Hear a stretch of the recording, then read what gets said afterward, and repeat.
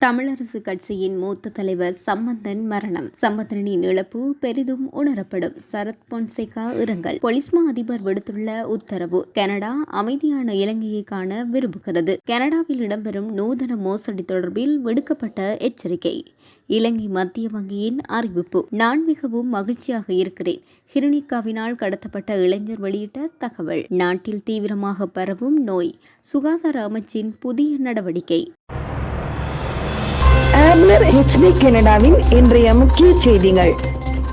இலங்கை செய்திகள். இலங்கை தமிழரசு கட்சியின் மூத்த தலைவரான இரா சம்பந்தன் நேற்றிரவு 11 மணி அளவில் கொழும்பில் காலமானார். உடல்நலக் குறைவால் கொழும்பு தனியார் வைத்தியசாலையில் அனுமதிக்கப்பட்டிருந்த நிலையில் அவர் உயிரிழந்துள்ளார். இரா சம்பந்தன் தனது 91வது வயதில் காலமானார். இவரது மரணம் தொடர்பில் உறுதிப்படுத்தப்படுவதற்காக தொடர்பு கொண்டபோது அவரது மெய்ப்பாதுகாவலர் ஒருவர் குறித்த தகவலை உறுதிப்படுத்தியுள்ளார். இலங்கையில் மிகவும் அரசியல் அனுபவம் வாய்ந்த தமிழ் தலைவரான இரா சம்பந்தன் எதிர்க்கட்சி தலைவராகவும் பதவி வகித்தமை குறிப்பிடத்தக்கது. மேலும் சம்பந்தனின் இறுதி கிரியைகள் பற்றிய விவரங்கள் பின்னர் அறிவிக்கப்படும் என ஜனாதிபதி சட்டத்தரணி சுமந்திரன் அவரது முகநூல் பதிவில் குறிப்பிட்டுள்ளார். இலங்கை தமிழரசு கட்சியின் பெரும் தலைவர் இரா சம்பந்தனின் மறைவிற்கு இலங்கையின் முன்னாள் இராணுவ தளபதியும் நாடாளுமன்ற உறுப்பினருமான சரத் பொன்சேகா தனது எக்ஸ் பக்கத்தின் ஊடாக இரங்கலை தெரிவித்துள்ளார். மேலும் அவர் எனது ஆழ்ந்த இரங்கல்களை தெரிவித்துக் கொள்கிறேன் எனவும், சம்பந்தன் மிகவும் மூத்த அரசியல்வாதி, அவருடைய இழப்பு பெரிதும் உணரப்படும் எனவும் பதிவிட்டுள்ளார். போதைப்பொருள் வலையமைப்பை முறியடிக்கும் நடவடிக்கை தொடர்பில் போலீஸ் மா அதிபர் தேசபந்து தென்னக்கோன் உத்தரவு ஒன்றை விடுத்துள்ளார். இதன்படி கிராம சேவை களங்களில் போதைப்பொருளுக்கு அடிமையானவர்களின் எண்ணிக்கை குறித்து அறிக்கை தயாரிக்க போலீஸ் பிரிவு மட்டத்தில் உள்ள ஒவ்வொரு கிராம அதிகாரிகளையும் தொடர்பு கொள்ளுமாறும் உத்தரவிட்டுள்ளார். போலீஸ் நிலைய அதிகாரிகள் மற்றும் பிரதேச மட்டத்தில் உள்ள கிராம உத்தியோகத்தர்களை தொடர்பு கொண்டு இந்த அறிக்கையை தயாரிப்பது போலீஸ் பிரிவுகளுக்கு பொறுப்பான சிரேஷ்ட போலீஸ் அத்தியட்சர்களின் ஒப்படைக்கப்பட்டுள்ளது. இந்த நடவடிக்கையின் குறிக்கோள் அறிக்கையின் மூலம் அடையாளம் காணப்பட்ட போதைப்பொருள் அடிமையானவர்களை புனர்வாழ்வுக்கு அனுப்புவதும், போதைப்பொருள் கடத்தல்காரர்கள் போதைப்பொருள் விற்பனை செய்யக்கூடிய சந்தையை உடைப்பதுமாகும். கடந்த 6 மாதங்களில் 9 மாகாணங்களில் யுக்திய நடவடிக்கைகளின் மூலம் 1,84,868 போதைப்பொருள் தொடர்பான சந்தேக நபர்கள் கைது செய்யப்பட்டுள்ளனர். அவர்களில் 5,565 பேர் புனர்வாழ்வளிக்கப்பட்டுள்ளனர் என்றும் அவர் மேலும் தெரிவித்துள்ளார். கனடா அமைதியான, வளமான மற்றும் நல்லிணக்கமான இலங்கையை காண விரும்புகிறது என இலங்கை மற்றும் மாலைத்தீவுகளுக்கான கனடாவின் உயர்ஸ்தானிகர் எரிக் வோல்ஸ் தெரிவித்துள்ளார். ஜூலை 1 கொண்டாடப்படும் கனடா தினத்தை முன்னிட்டு விடுத்துள்ள செய்தியில் அவர் இதனை தெரிவித்துள்ளார்.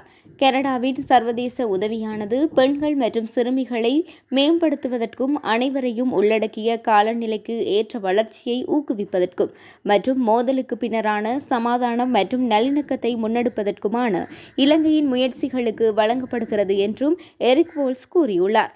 முழுமையான பொருளாதார மீட்சியை முன்னெடுத்து செல்லும் இலங்கையுடன் கனடா தொடர்ந்தும் நிற்கிறது என்றும் அவர் கூறியுள்ளார். கனடா கூட்டமைப்பின் 157வது ஆண்டு நிறைவை பிரமிக்க வைக்கும் புவியியல் அம்சங்கள் மற்றும் ஏராளமான இயற்கை வளங்களை கொண்ட நாட்டில் கொண்டாடுகிறோம். அங்கு சமத்துவம், பன்முகத்தன்மை மற்றும் அனைத்து தனிநபர்களுக்கும் மரியாதை ஆகியவை ஆழமாக மதிக்கப்படுகின்றன.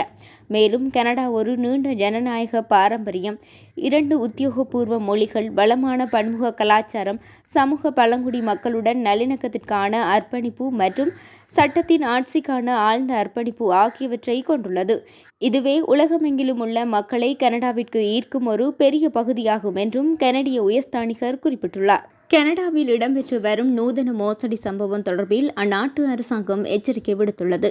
கனடா தின கொண்டாட்டங்கள் நடைபெறவுள்ளதால் பலரும் சுற்றுலா விடுதிகளில் விடுமுறையை கழிப்பதற்கு திட்டமிட்டுள்ளனர். இந்த நிலையில் இணையத்தின் ஊடாக விடுதிகள் பதிவு செய்யும் போது பல்வேறு மோசடிகள் இடம்பெறுவதாக எச்சரிக்கை விடுக்கப்பட்டுள்ளது.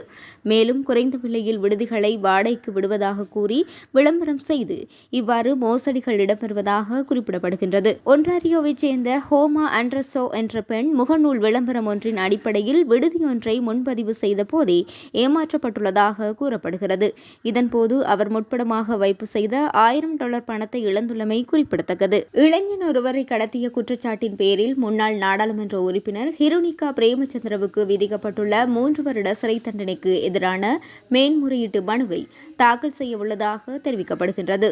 தெமட்டகொடையில் கடையொன்றில் பணிபுரிந்து வந்த இளைஞரை கடத்தி சென்று சட்டவிரோதமாக தடுத்து வைத்த குற்றச்சாட்டில் ஹிருனிகா கிருணிகாவுக்கு கொழும்பு மேல் நீதிமன்ற நீதிபதி அமல் ரணராஜா 3 வருட கடூழிய சிறை தண்டனையை விதித்திருந்தார்.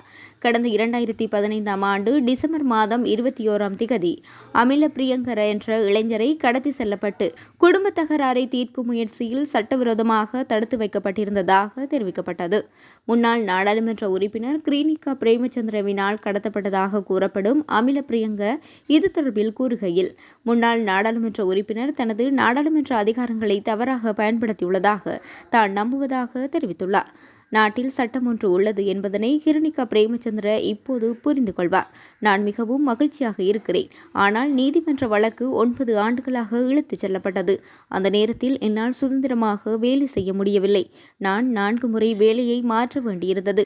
நீதிமன்ற தீர்ப்பின் மூலம் ஓரளவு இழப்பீட்டு வழங்கப்பட்டிருந்தால் அது எனக்கு ஓரளவு நிவாரணமாக இருந்திருக்கும். இந்த சம்பவத்தினால் தனது மகன் பாடசாலைக்கு செல்ல முடியாத நிலை ஏற்பட்டுள்ளதாகவும் அவர் குறிப்பிட்டுள்ளார். எது எப்படி இருந்தாலும் தவறு செய்வதற்கு முன் நாட்டில் சட்டம் உள்ளது என்பதனை மக்கள் நினைவூட்ட இந்த தீர்ப்பு ஒரு சிறந்த உதாரணம் எனவும் அவர் தெரிவித்துள்ளார். எலிக்காய்ச்சல் நோய் பரவுதல் மிகவும் ஆபத்தான மண்டலங்களாக அடையாளம் காணப்பட்டுள்ள 17 நிர்வாக மாவட்டங்களில் பாடசாலைகள் மற்றும் வீடுகளுக்கு சென்று தடுப்பு நடவடிக்கைகள் குறித்து அறிவுறுத்தவுள்ளதாக சுகாதார அமைச்சு தெரிவித்துள்ளது. இதன்படி இன்று முதல் சுகாதார அமைச்சகத்தால் கிட்டத்தட்ட 1200 சுகாதார ஆய்வாளர்கள் மற்றும் 3500 குடும்ப சுகாதார செவிலியர்கள் பணியில் அமர்த்தப்படுவார்கள் என தெரிவிக்கப்பட்டுள்ளது. இந்த ஆண்டு நாடு முழுவதும் சுமார் 5000 எலிக்காய்ச்சல் நோயாளர்கள் கண்டறியப்பட்டுள்ளனர். அரசு மருத்துவமனைகளில் வழங்கப்படும் இலவச மருந்தை உட்கொள்ளாத எலிக்காய்ச்சலால் பாதிக்கப்பட்ட 100 நோயாளிகள் ஆண்டுதோறும் இறக்கின்றனர். இந்த வருடத்தில் குருநாகல், கேகாலை, ரத்தினபுரி, மாத்தறை, களுத்துறை மற்றும் மொன்றாகலை ஆகிய மாவட்டங்களில் எலிக்காய்ச்சலினால் பாதிக்கப்பட்டவர்களில் அதிகமானோர் பதிவாகியுள்ளனர்.